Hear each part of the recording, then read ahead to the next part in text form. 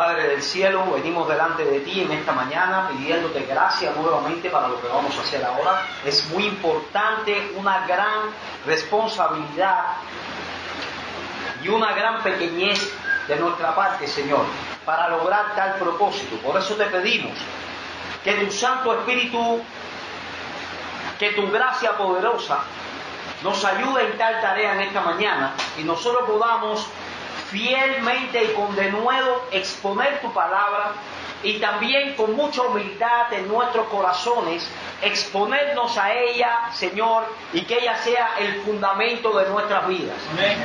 Ayúdanos en esta mañana y derrama tu gracia sobre la iglesia. En el nombre de Cristo, amén. Amén.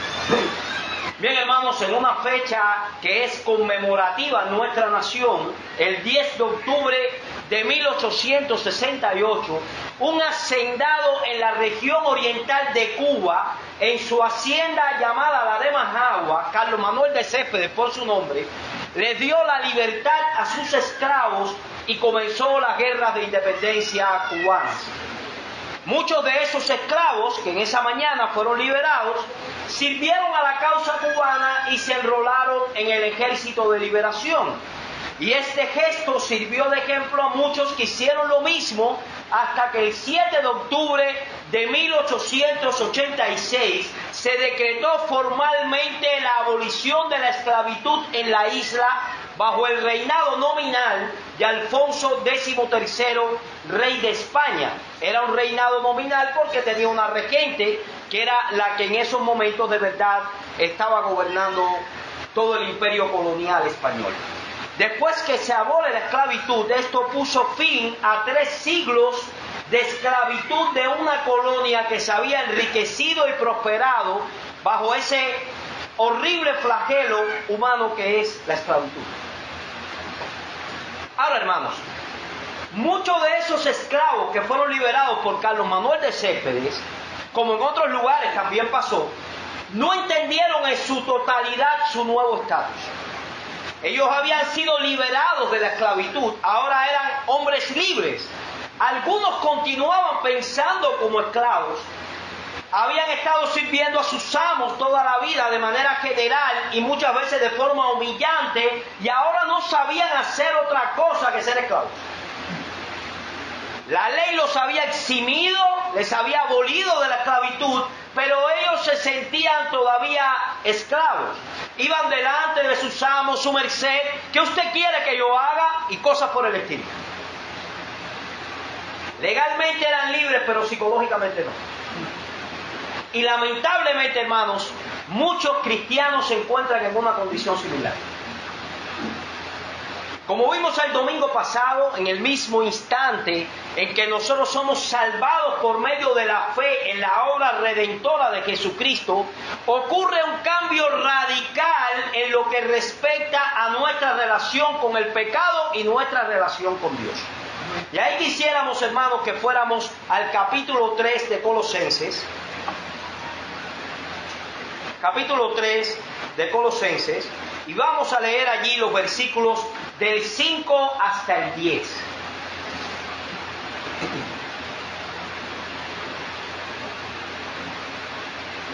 Vamos a estar predicando hasta el 9, pero el versículo 10 nos va a servir de preámbulo para el sermón que viene, el del domingo que viene, que tiene mucho que ver con el que estamos predicando hoy. Así que dice allí Colosenses 3, del 5 al 10. Haced morir pues lo terrenal en vosotros: fornicación, impureza, pasiones desordenadas, malos deseos y avaricia, que es idolatría, cosas por las cuales la ira de Dios viene sobre los hijos de desobediencia, en las cuales vosotros también anduvisteis en otro tiempo cuando vivíais en ella. Pero ahora, dejad también vosotros todas estas cosas: ira, enojo, malicia, blasfemia, palabras deshonestas de vuestra boca. No mintáis los unos a los otros, habiéndoos despojado del viejo hombre con sus hechos, y revestíos del nuevo, el cual, conforme a la imagen del que lo creó, se va renovando hasta el conocimiento pleno. Hay un contraste aquí, hermanos, evidente entre lo que éramos y lo que somos. Antes de ser cristianos, éramos controlados por la naturaleza dañada que trajimos de fábrica. Éramos esclavos del pecado. Pero tan pronto como vinimos a Cristo en arrepentimiento y fe, esa situación cambió por completo. Nos hemos despojado del viejo hombre. En otras palabras, mis queridos hermanos, queremos volver a la ilustración con las que comenzamos el sermón. En otras palabras, nos hemos despojado de la esclavitud. Nos hemos despojado del viejo hombre con sus hechos y nos hemos revestido del nuevo que se encuentra en un proceso de transformación conforme a la imagen de Dios. Eso es lo que podemos encontrar ahí. Vayamos por un momento, por ejemplo, a Romanos capítulo 6. Romanos capítulo 6. En este pasaje de la carta a los romanos, Pablo quiere hacernos ver algunas consecuencias prácticas de nuestra unión con Cristo. Es tal nuestra identificación con Jesucristo que su muerte implica nuestra muerte. Versículo 6 del capítulo 6 dice: sabiendo esto, que nuestro viejo hombre fue crucificado juntamente con él, para que el cuerpo del pecado sea destruido, a fin de que no sirvamos más al pecado. Eso es lo que dice allí. Eso es algo que ya sucedió, dice Pablo. Cuando Cristo murió, nosotros morimos con él. Pero de la misma manera, cuando Él resucitó de los muertos al tercer día, nosotros también resucitamos con Él para andar en novedad de vida. Capítulo 6 de Romanos, versículos del 8 al 11. Dice allí: y si morimos con Cristo, creemos que también viviremos en Él, sabiendo que Cristo, habiendo resucitado de los muertos, ya no muere, la muerte no se enseñorea más de Él, porque en cuanto murió, al pecado murió una vez por todas, mas en cuanto vive, para Dios vive. Así también vosotros, consideraos muertos al pecado, pero vivos para Dios en Cristo Jesús, Señor nuestro. Amén.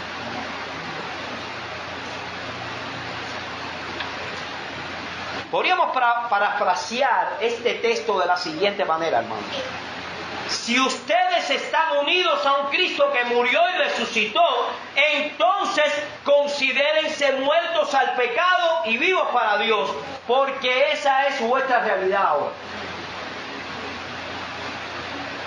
Considérense muertos al pecado y vivos para Dios.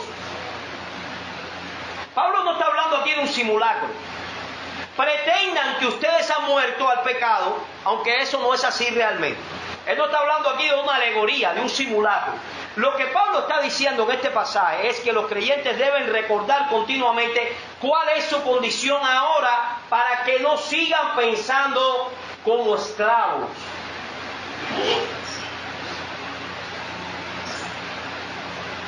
Queridos hermanos, el pecado que aún mora en nosotros sigue dándonos órdenes como si fuera nuestro amo.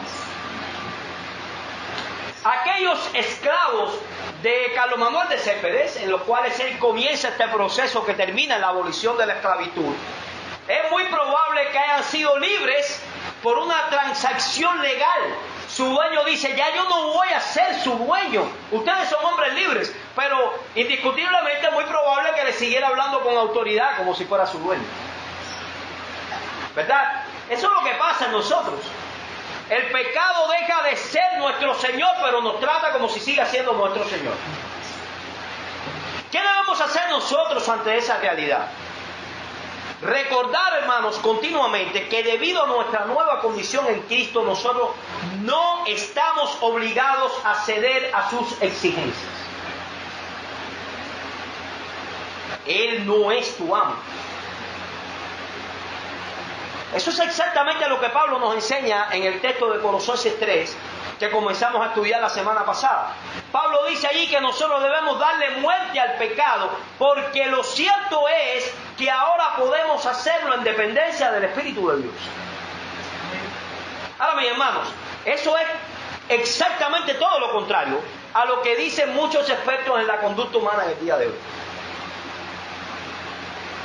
Según ellos, nosotros no podemos ir en contra de nuestras inclinaciones naturales. Acéptate a ti mismo tal como eres. Reconcíliate con tu naturaleza en vez de tratar de cambiarla. Tú eres así. De hecho, algunos nos advierten de las terribles consecuencias que pueden venir a la vida de una persona si trata de poner resistencia a ciertas inclinaciones y deseos. Deja salir ese perro que hay en ti. Horrible, ¿verdad? Tú naciste así. No trates de cambiar tu verdadero yo para amoldarte a las exigencias de las otras personas. Sé tú mismo. Que los demás te acepten tal como eres. Pero Pablo dice, no, y otra vez no. Tu viejo yo ha muerto juntamente con Cristo si eres cristiano.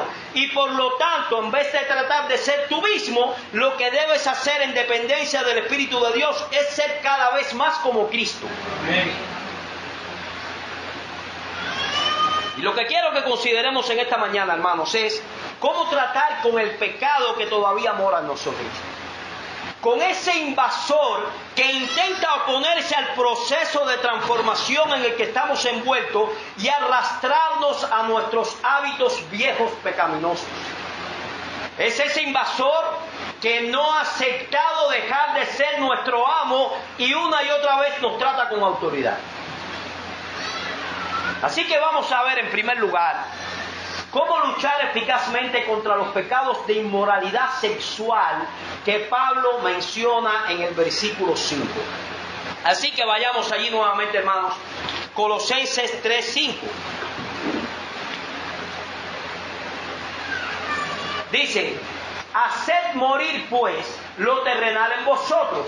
¿Qué cosa? Dice Pablo, fornicación, impureza, pasiones desordenadas, malos deseos y avaricia, que es idolatría. Eso es lo que dice. Antes de pasar, hermanos, a considerar esta lista de pecados que Pablo pone allí, es muy importante aclarar que la Biblia no presenta el sexo como algo pecaminoso per se.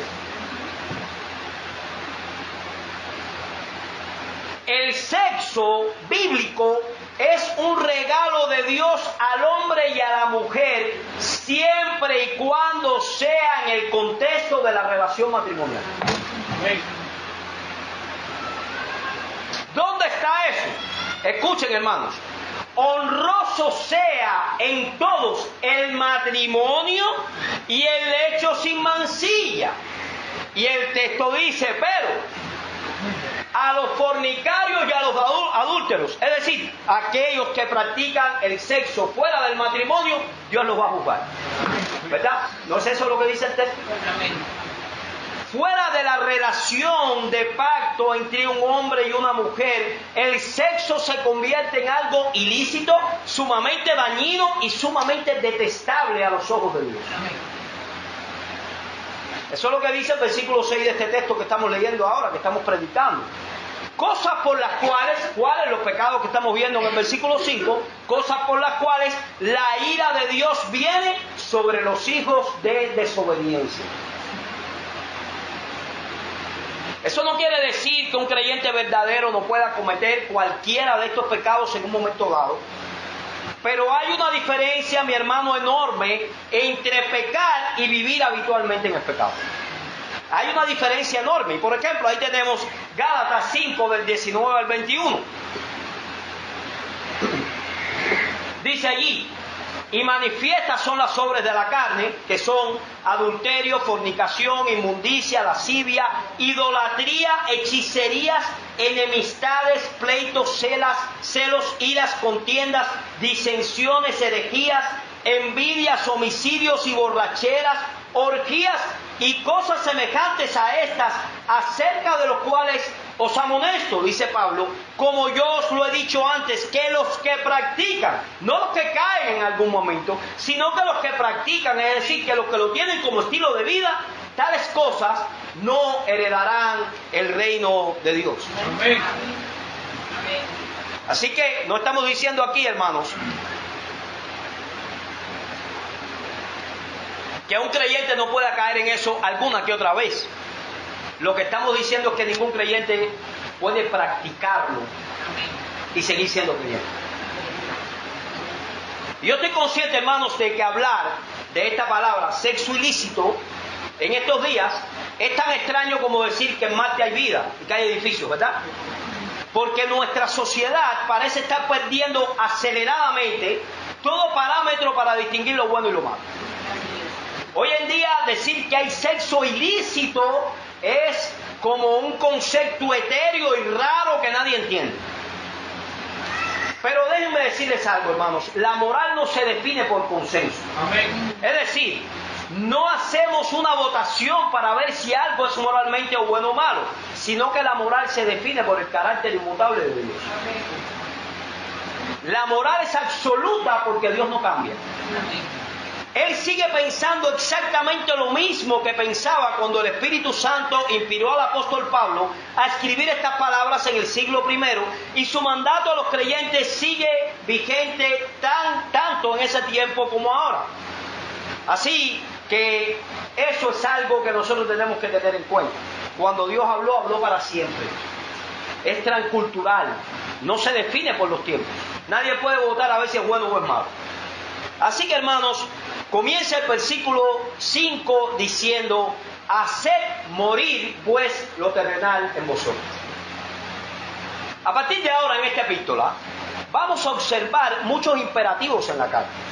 ¿Se recuerdan qué quiere decir en modo imperativo? Son órdenes. Este primer grupo de imperativos tiene que ver con cómo no debemos vivir.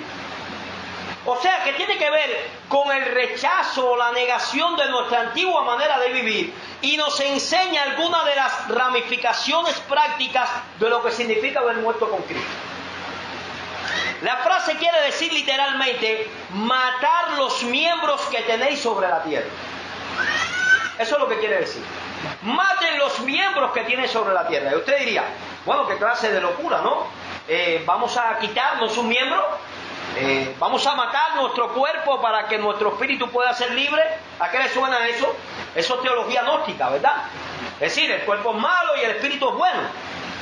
No, hermanos, si así fuera, entonces los cojos, los mancos y los castrados no tuvieran problemas con el pecado. Pero ellos necesitan un salvador igual que nosotros porque son pecadores, ¿verdad? El objeto no es tanto el cuerpo en sí, como el cuerpo empleado como instrumento de deseos y prácticas ilícitas delante de Dios. ¿Qué quiere decir hacer morir pues lo terrenal en vosotros? Suena gnóstico, de verdad. Es hacer morir el cuerpo para que el espíritu salga liberado. Pero eso no es. Muchas veces cuando hemos hablado del proceso de santificación aquí, lo hemos ilustrado de la siguiente manera. Imagínense ustedes, hermanos, un león enjaulado, al cual usted quiere debilitarlo. ¿Qué hace primero? Le quita la comida, ¿verdad? ¿Qué hará ese león los primeros tiempos que le quita la comida? Rugirá con un rugido ensordecedor. Me recuerdo que cuando fuimos al zoológico una vez con mis hijos, nada más que entramos al zoológico ya escuchábamos los rugidos de un león. El rugido del león es poderoso, es grande, por eso lo dice que el rey de la selva. Ese león rugirá fuerte, fuerte, fuerte. Está pidiendo su comida. Pero cuando van pasando los días y usted no le da comida, el león va a ir perdiendo vitalidad. Los rugidos cada vez serán menos poderosos, se harán sentir menos, y cuando pasa un tiempo, quizás lo que va a sentir es un aullido como un gato. Tan pequeño, porque no va a tener fuerza ninguna, usted le quitó el alimento, tan pequeño que casi no lo sentirá. Bueno, con el pecado pasa algo parecido, porque el león va a morir, pero el pecado nos va a seguir acompañando hasta que nosotros seamos liberados completamente, glorificados con el Señor, ¿verdad? Pero si usted comienza su deseo pecaminoso, comienza a quitarle la dieta, poco a poco, y lo va debilitando, las exigencias de esa carne al principio van a ser casi insoportables. Va a tener que escuchar un rugido ensordecedor en sus oídos, dame el alimento.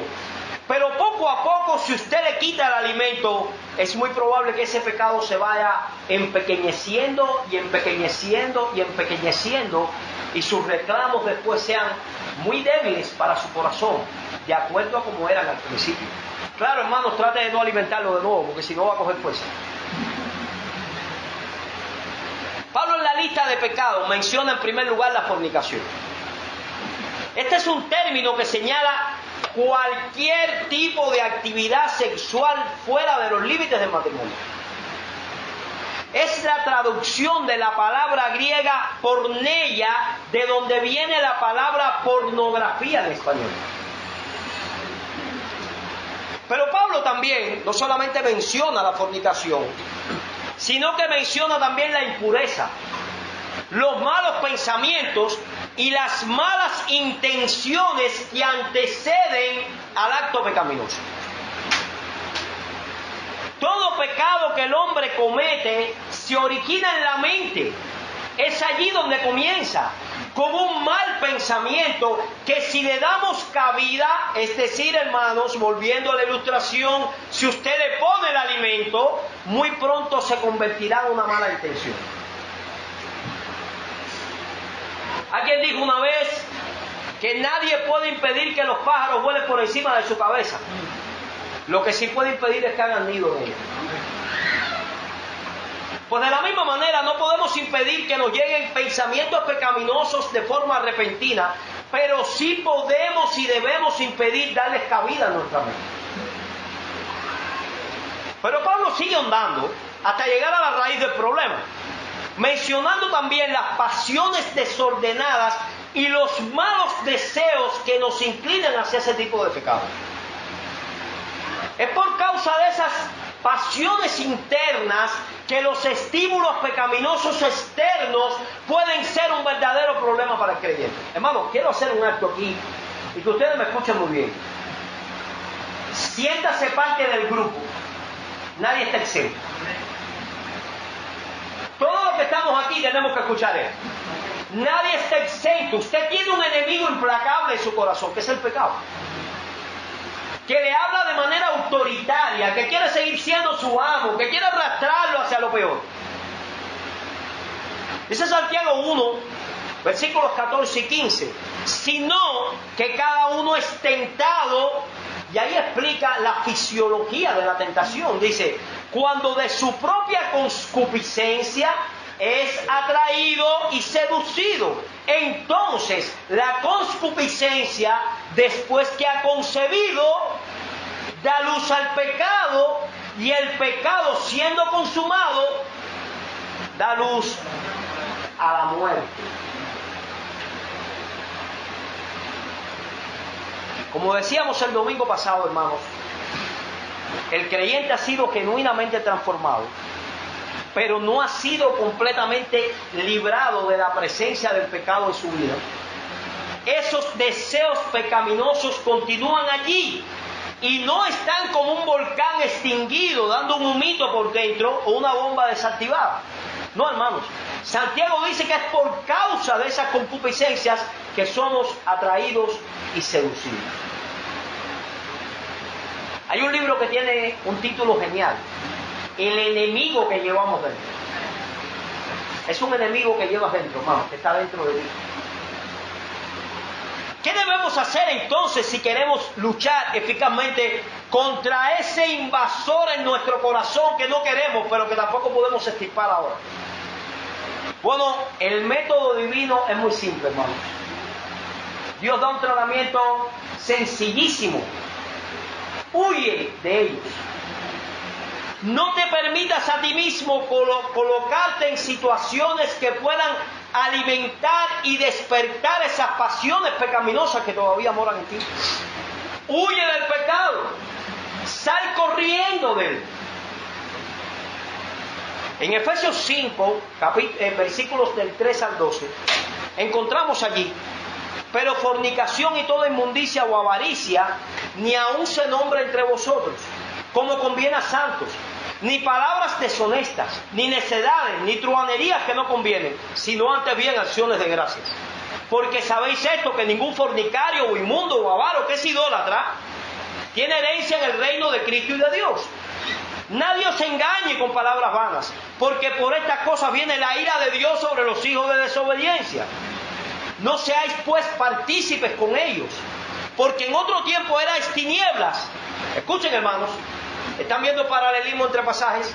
En otro tiempo erais tinieblas, mas ahora sois luz en el Señor. Andad entonces como hijos de luz. Porque el fruto del Espíritu es en toda bondad, justicia y verdad, comprobando lo que es agradable al Señor. Y no participéis en las obras infructuosas de las tinieblas, sino más bien reprenderlas, porque vergonzoso es aún hablar de lo que ellos hacen en secreto.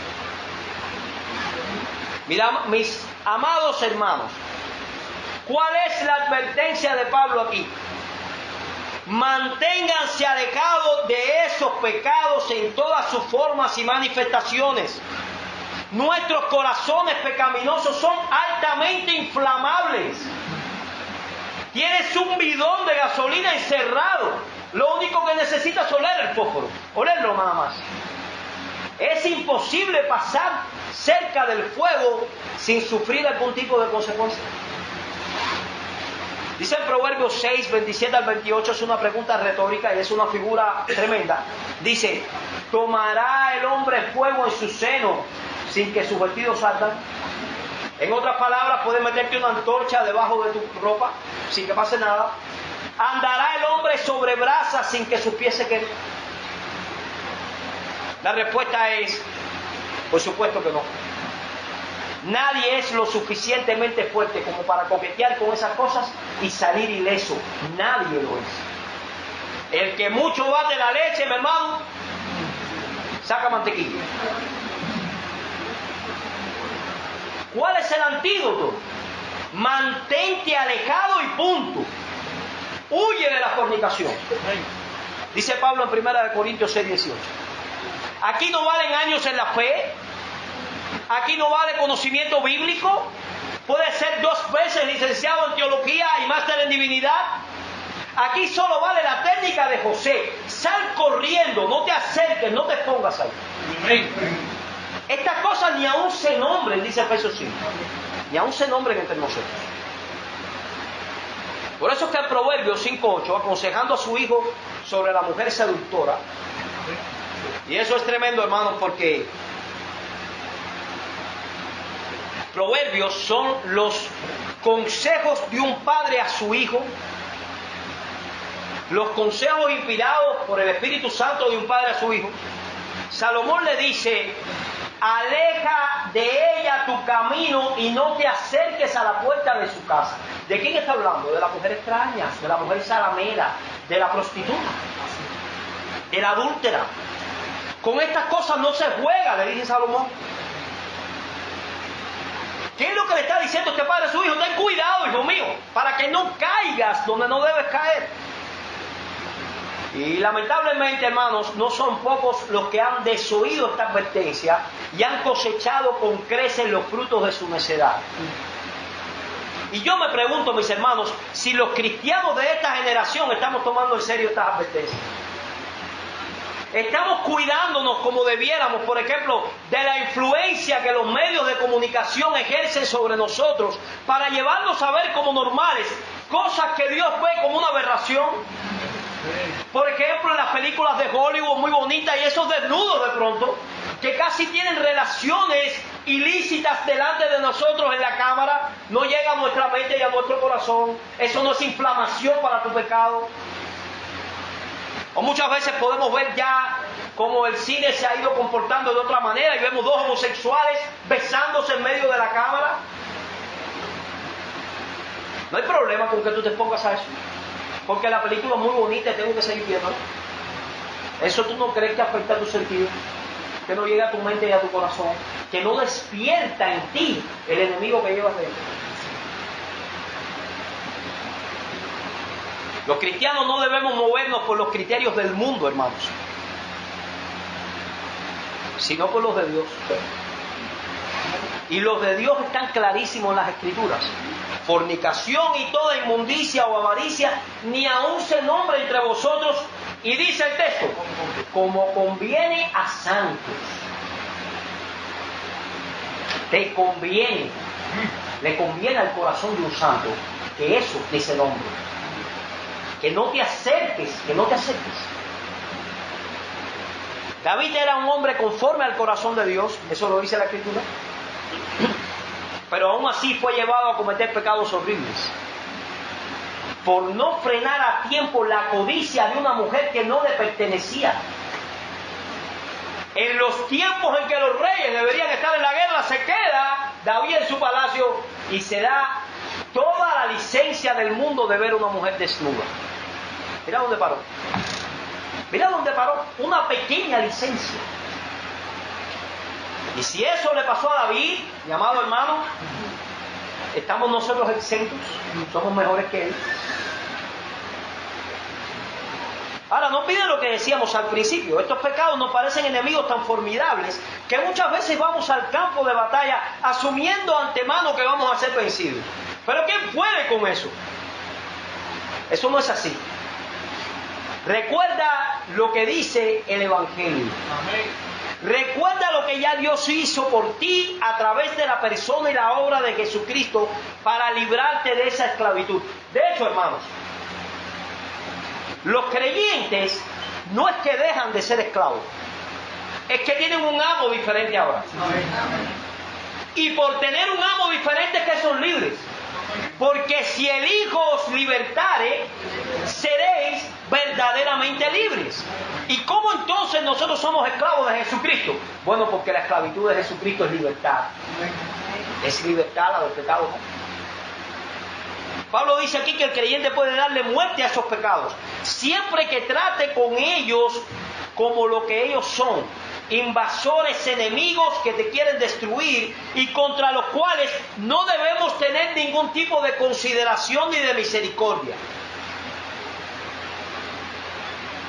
Ahora escúchame, hermano querido, no es que tú luches contra el pecado para ser hijo de Dios. Es que puedes luchar contra el pecado porque ya Dios te ha hecho su hijo. Eso no es causa, es consecuencia. Si tú no eres creyente, no puedes luchar contra el pecado porque tú sigues teniendo un amo. Y ese amo no es Jesucristo, es el pecado.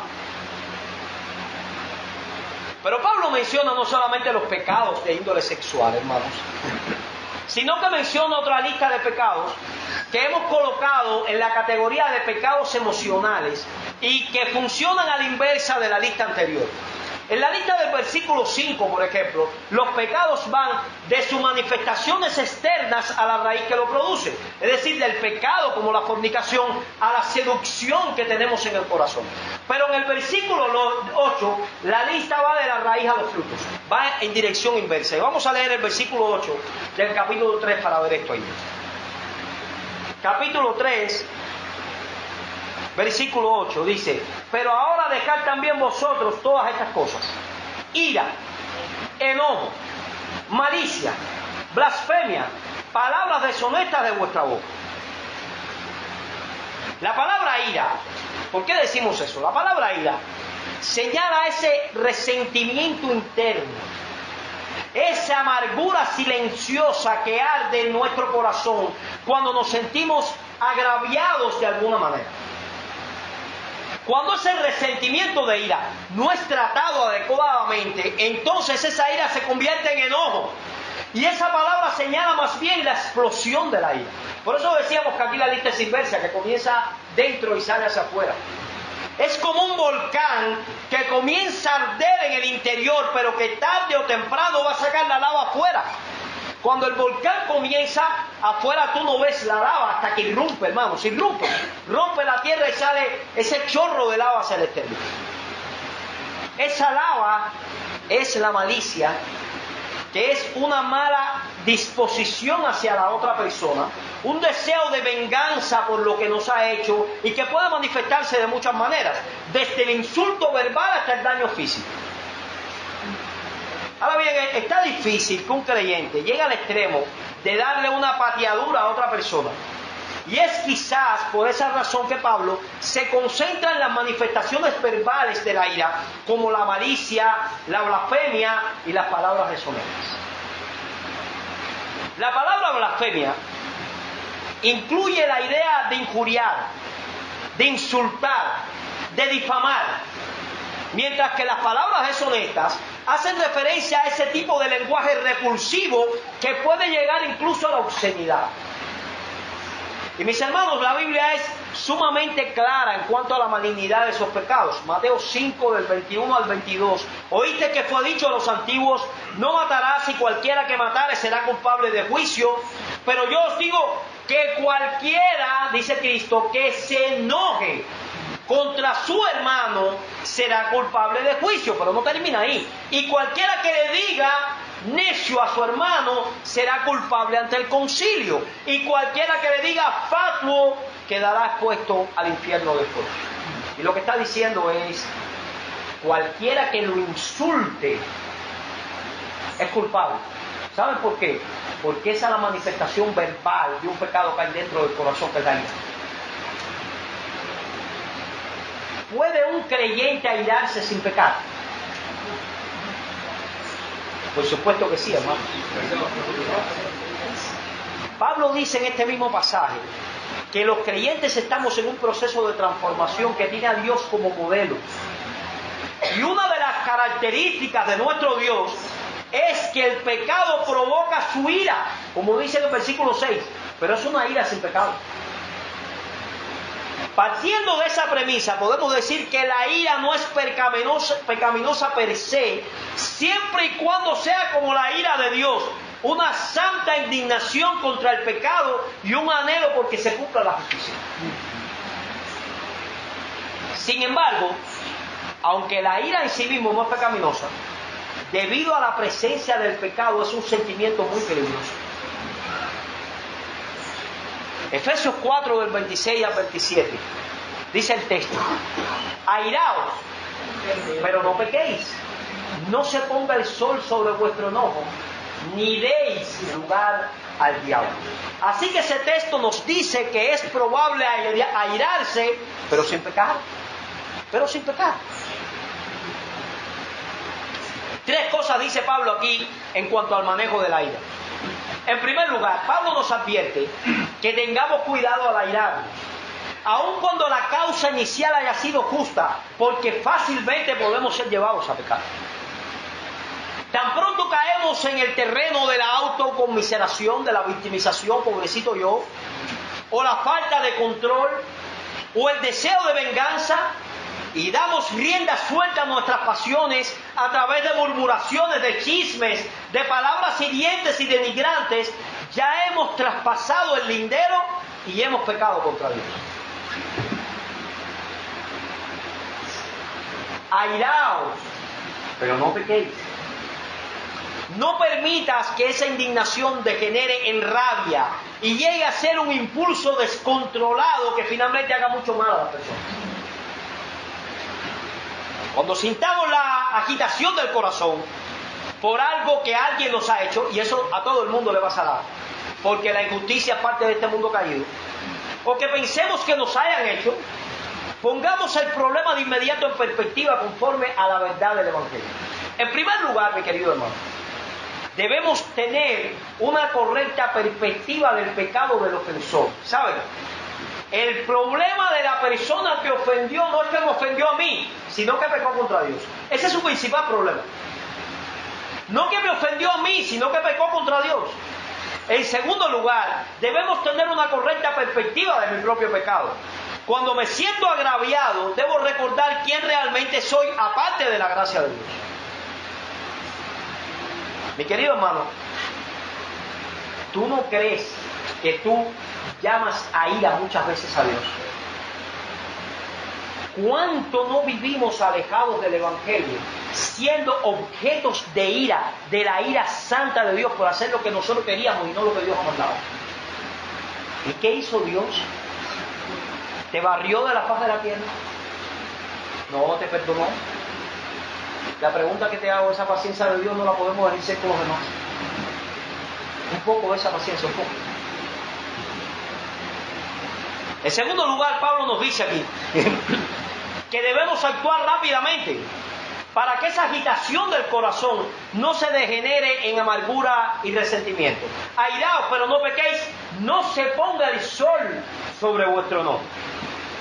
El día concluía para los judíos a la caída del sol, es decir, que el día judío era del atardecer al atardecer. De manera que lo que Pablo está diciendo aquí es que debemos tratar de resolver el problema antes que concluya el día.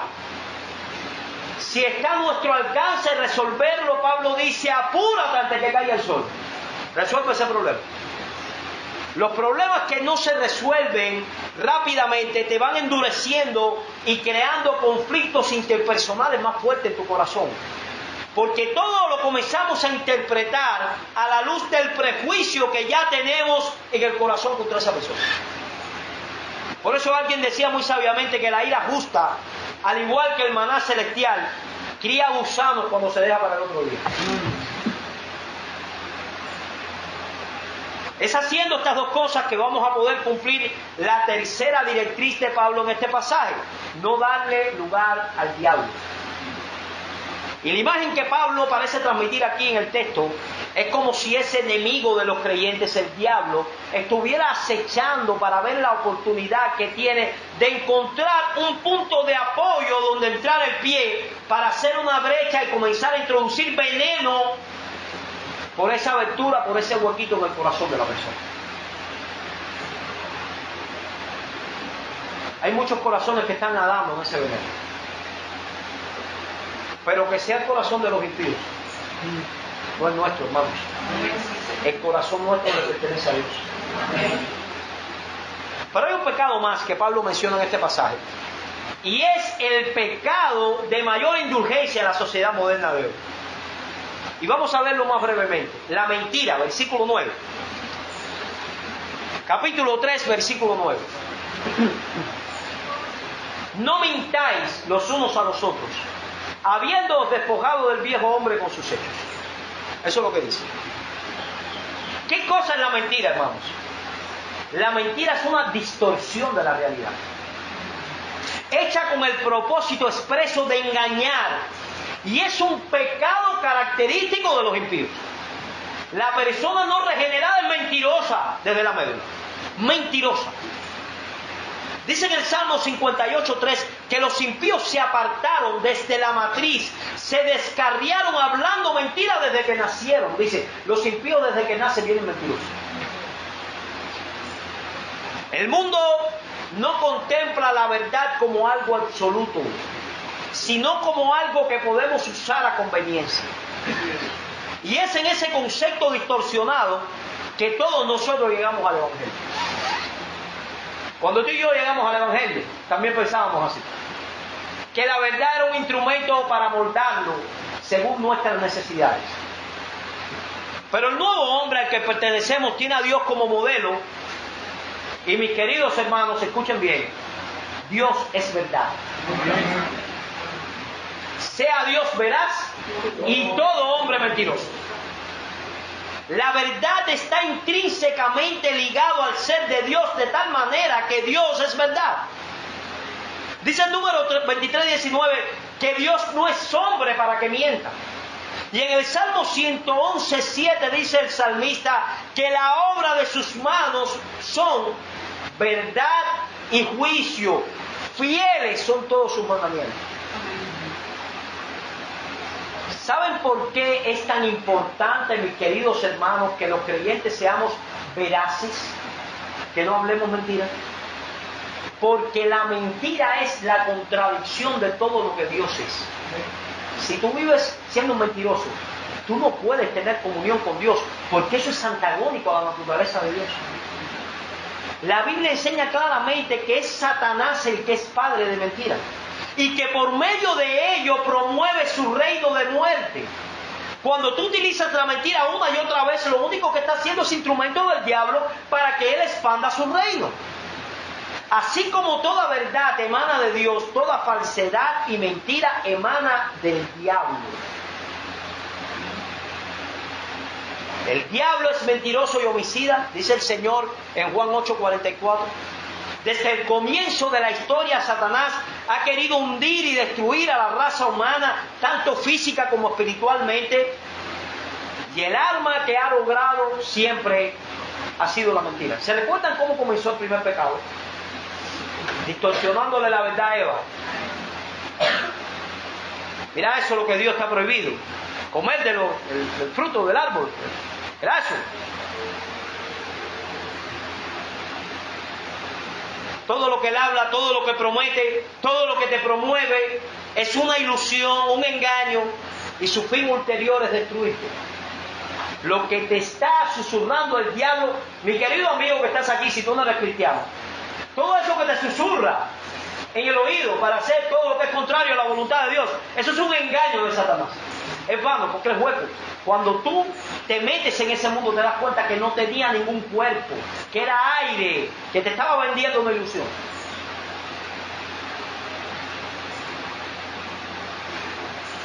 Él incluye toda mentira franca y abierta, pero también el diablo incluye la exageración. Cuando algo es así, lo ponemos así. Promesas que sabemos de antemano que no vamos a cumplir, la hacemos. La justificación de nuestros errores, cuando sabes que hicimos algo malo y dices que no es así. Y pecados, cualquiera. Hacer trampa es parte de la mentira. Ya sea en los exámenes, mi querido joven que estás estudiando hoy, el fraude es una mentira y es pecado. Cuando hacemos una declaración de impuestos que no es verdad, eso es mentira. Todo lo que no sea conforme a la verdad es incompatible con el carácter de Dios y es incompatible con el carácter cristiano. Los mentirosos no heredarán el reino de Dios. Ahora, es posible que un cristiano ceda a la tentación de mentir en un momento dado, por mucha presión, como puede ceder a la tentación de cometer cualquier pecado. Pero nadie que mienta habitualmente tiene derecho a pensar que es un cristiano genuino. Un mentiroso patológico es un impío. La Biblia dice claramente que los mentirosos no van a entrar en el reino de Dios. ¿Dónde sacamos eso? Apocalipsis 21:8. Pero los cobardes e incrédulos, los abominables y homicidas, los fornicarios y hechiceros, los idólatras, y dice, y todos los mentirosos tendrán su parte en el lago que arde con fuego y azufre, que es la muerte segunda. En otra palabra, es el infierno.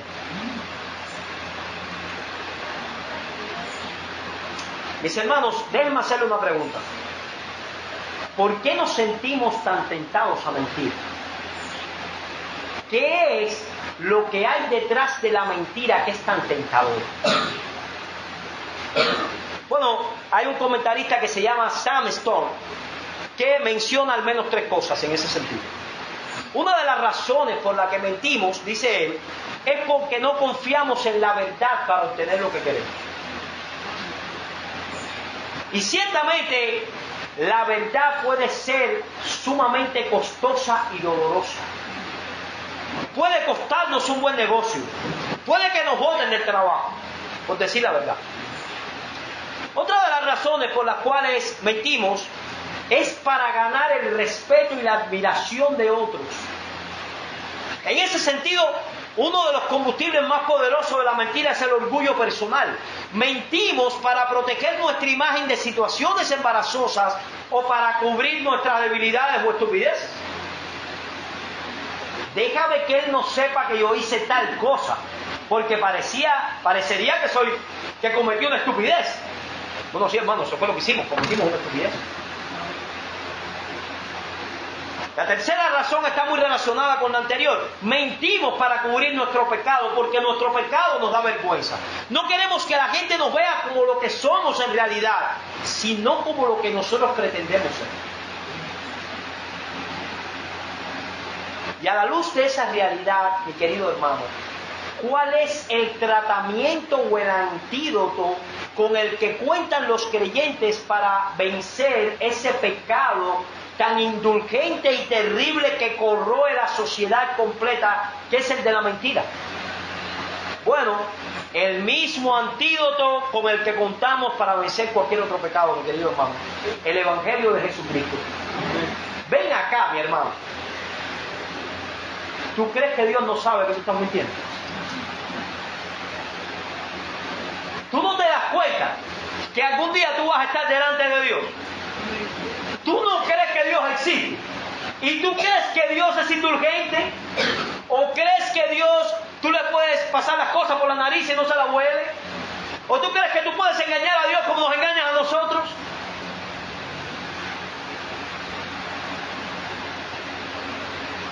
Solo el Evangelio nos permite convertir en polvo nuestros ídolos y poner todo en su justa perspectiva. Sea que estemos hablando de la mentira, o de los pecados, de la inmoralidad sexual, o de la ira pecaminosa, el problema es que nosotros hemos quitado la vista de Dios y hemos comenzado a confiar en otras cosas para nuestra seguridad y nuestra felicidad. Porque nosotros creemos que mientras más pecamos, de acuerdo a nuestros propios intereses, vamos a ser más felices. Porque Dios es un matapasión. Porque Dios es un Dios que no le gusta que las personas sean alegres y felices. Y nosotros le creemos al mundo que nos dice que siendo así vamos a ser felices. Es por eso que Pablo nos dice en el versículo 5 que de todos los pecados lo que debemos hacer es morir. Y de todos esos pecados debemos concentrarnos especialmente en la codicia, que dice él que es idolatría.